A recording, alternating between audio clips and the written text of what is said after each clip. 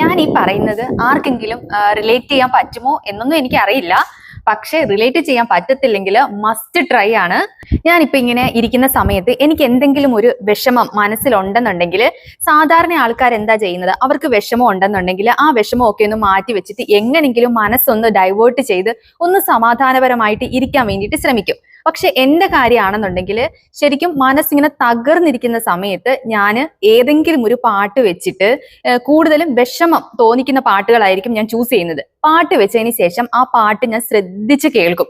ചിലപ്പം ഒരിക്കലും ശ്രദ്ധിക്കാത്ത അതിന്റെ വരികൾ പോലും ഞാൻ സൂക്ഷ്മമായിട്ട് ശ്രദ്ധിച്ച് കേൾക്കും. എന്നിട്ട് ശരിക്കും ആ പാട്ട് ഇങ്ങനെ കേട്ട് പഴയ പ്രശ്നവും ഇപ്പോഴത്തെ പ്രശ്നവും എല്ലാം കൂടെ ഒരുമിച്ച് ആലോചിച്ച് വാ പൊളിച്ച് പട്ടി മൂങ്ങുന്നത് പോലെ ഇരുന്ന് മൂങ്ങും.